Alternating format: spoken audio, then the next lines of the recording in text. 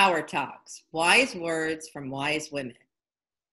In this series, I talk to women at the top of their game, and they share their experience, their stories, and their wisdom with you.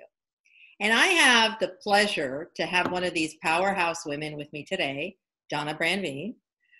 Donna is a senior director at Freddie Mac and has over 30 years of experience in the mortgage banking industry.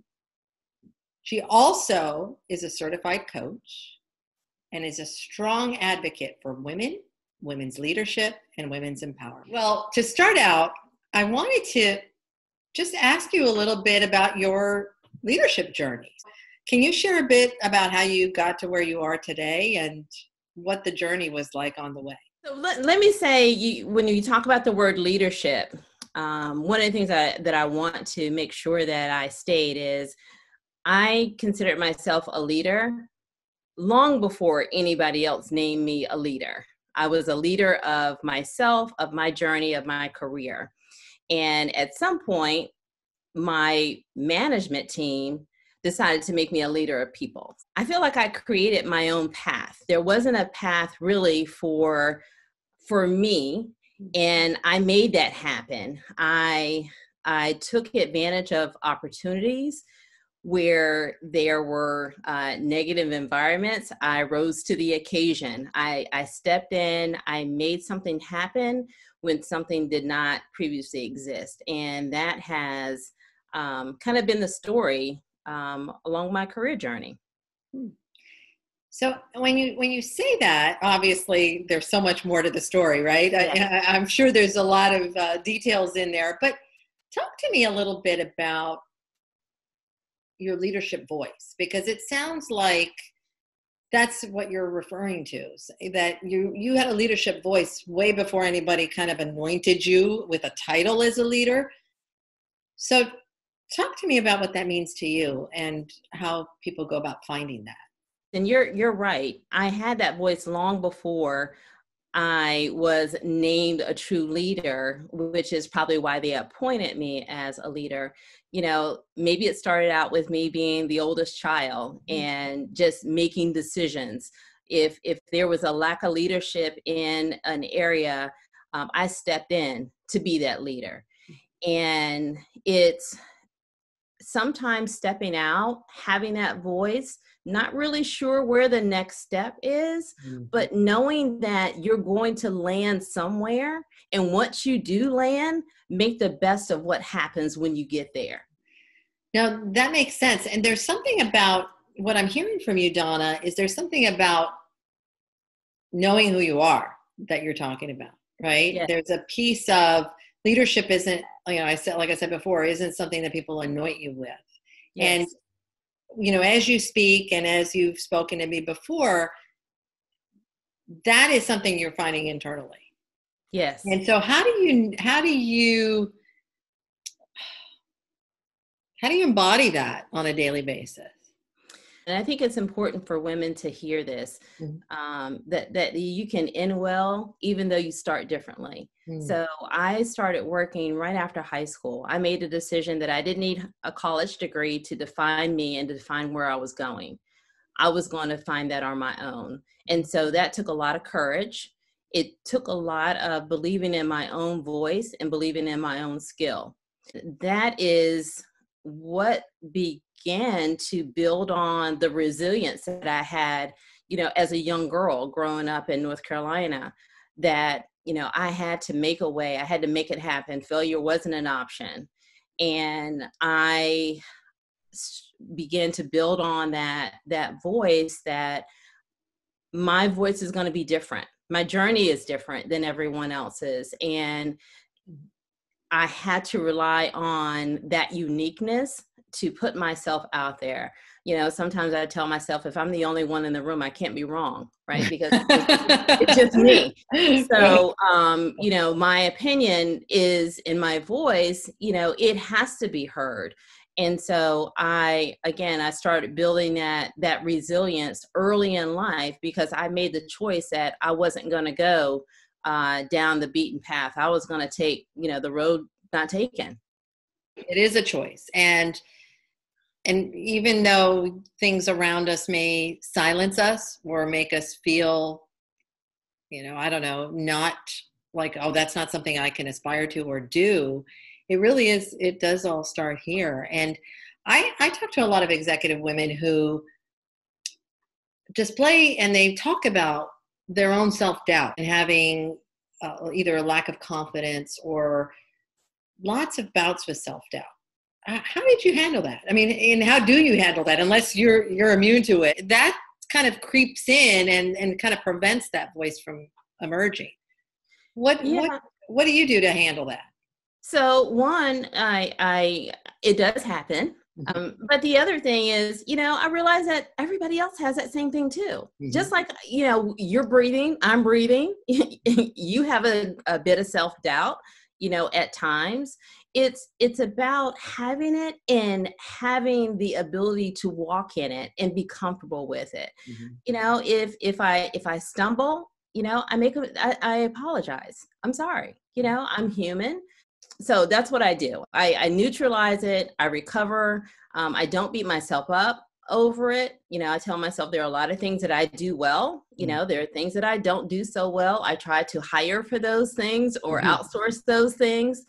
But it's how you recover in that self-doubt. Right. And it sounds like, you've developed that as part of your voice over the years. Is there's a training that you've done, right, to your own mind to allow that resilience to emerge. So that's great. Now, as a woman, talk to me about challenges and obstacles you've faced along the way as you've risen through the leadership ranks and have come to where you are now. Yeah, so it's definitely been challenging as a woman, as a Black woman, as a woman in this field at a certain point without a college degree. It was hard, and I think the balance is getting to that point. It's almost like I look at it like a mortgage, right? So you have the point of mortgage, the 30-year mortgage where you're paying interest and you're paying principal. At some point they meet and then they start, reversing roles. It's while I was building up the knowledge in my field, I had less confidence about the education that I did not have that could match some of my peers. And so until it got to the point where my knowledge started to, in my years in the business, really start to outweigh any value that a college degree would bring, really just worked on perfecting my craft, being as good as I could at what I did. And then that I began to rely on, and that gave me some additional comfort and confidence in my voice. It's interesting how, and I see this a lot, by the way, as an obstacle, and especially for women, is that we're hung up on this competence piece, right? So I've got to know everything. I've got to be so competent. And it's almost as if we put that in our own way. It becomes almost a bigger obstacle to us than it really is to anybody else. Because often you see people raising their hand and they really have no experience and they don't know anything about it, but I can do that. So yeah, So I think with that, Janet, I'm very much in a mode. Again, a lot of the things that I learned by doing. I learned by watching. I learned by looking at people that were successful at things and incorporating that into my style, right? I didn't exactly copy it because it wouldn't be completely authentic. Right. But one of the things that I did was with men. And I saw that, a man would look at a job description and it would say, 4 or 5 things, and he could confidently do 2 of those. Right. And, when it said, things like must be willing to travel. Well, I know how to travel, I've talked to people, I'm going to go for it. Mm-hmm. And I started doing that very same thing. And, with a job interview, I even said, it's kind of like a date. We're not getting married tonight. We're just going on a date. You're going to see if you like me. I'm going to see if you like you. And then, there's a decision to make if they want to engage with me further. But right now, this is just, put your name in a hat, have the conversation. If nothing else, you get practice. Maybe you get to meet somebody new in the organization. And if things work out well, you get a new job. Yeah, see, and that's a perspective. It takes time to adapt, right? It's kind of like the school of hard knocks. We just kind of got to get it in our brains that's a mentality almost of, hey, it has nothing to do with me and my worthiness or personalizing things. It's just putting yourself out there. And that's hard to do. Talk to me about, that's great advice. Talk to me about the best piece of career advice you've ever received.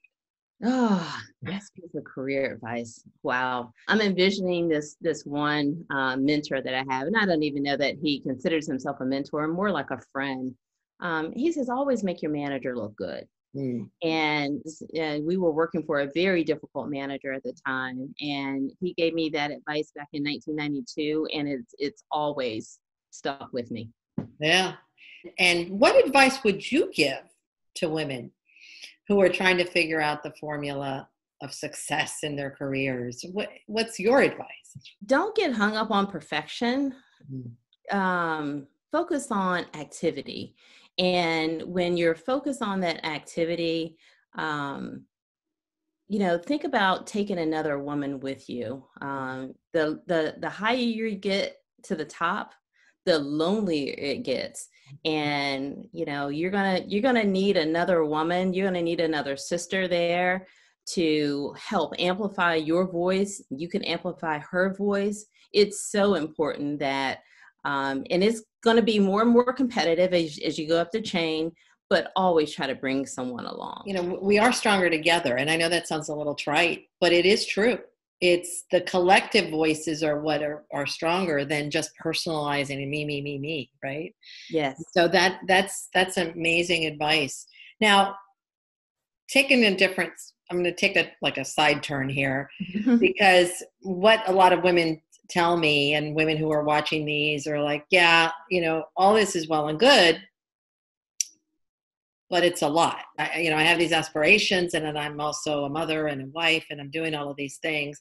Well, you're a mother and you're an executive. How do you do it all? And what are the trade-offs? How do you do it?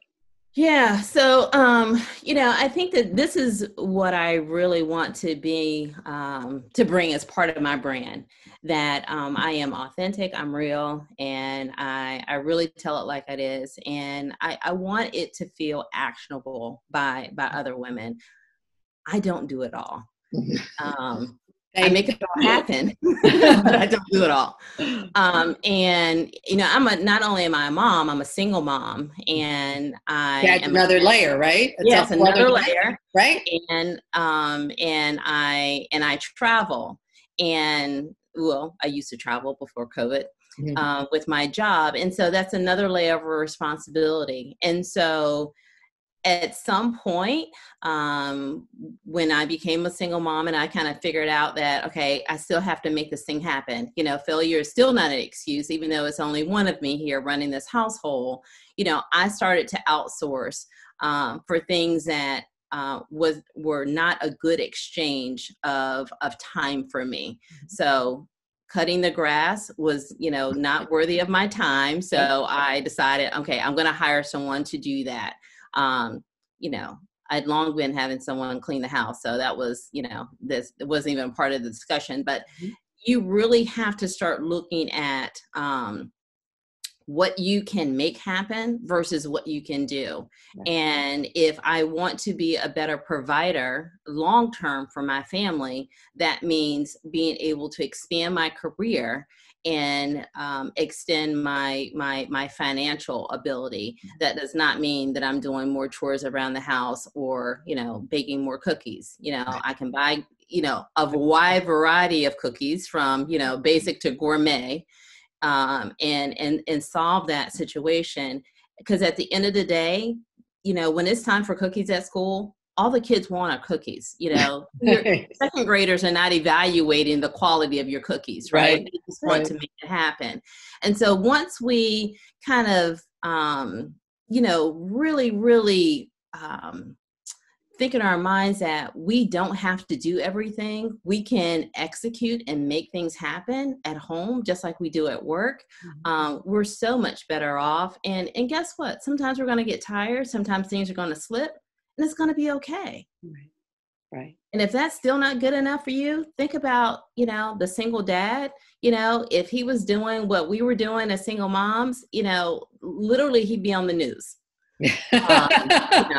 Guinness Book of World Records, I love it. But it's interesting. What you're saying has so much weight, and it's a really important message for people to hear, is that this perfection that we keep trying to hold ourselves to doesn't exist. Yeah, it doesn't. And when we're, I'm not worthy, I didn't bake the cookie, or I didn't do this. It's the same thing at work, right? As a leader, you can't do everything. Right. You've got to rely on a team. And so that's what I'm hearing you say, is that use those skills. That's right. Use those skills and lead your life as well. So that's really great advice. Yeah. And drop the pressure. I mean, some of the things that we have in our mind that we have to do don't have to be done. Good point. We're all looking for inspiration right now. So I'm going to take a different stance here and ask you, what's an inspirational quote that you'd offer the women who are watching this today? Oh, I heard one just yesterday, and it really resonated with me. Let's see if I can remember it. It said, "I don't often gamble, but when I do, I bet on me." Whoa. And that is from Beyonce. I love it. The queen. Yes. The queen. That's right. I love it. I love it. And what does it mean to bet on you? It means that I'm my own best friend. I'm my own best critic. I'm my own trainer. You really can't put all your trust and faith in anybody else, but I know what I can deliver. And I offer that commitment to my clients. I offer that commitment to my family. And I also offer that same commitment to me. See, it goes back to that same, that where that power source comes from, right? The confidence in yourself first, right? Even though it's not about you. That's right. Right. That it's sourced from you. I love it. Well, Donna, I could talk to you all day. I mean, this is such a great topic and a great conversation, but I will ask you, I know we've covered quite a few little topics here, but what other parting words of wisdom would you give to women leaders who are watching this today? Again, I think it's important that we start early, that we start with our daughters, we start with our granddaughters, and we give ourselves grace. We don't have to ask for permission. I think that's one of the things that, held many of us back early in our career. We thought that we had to ask for permission.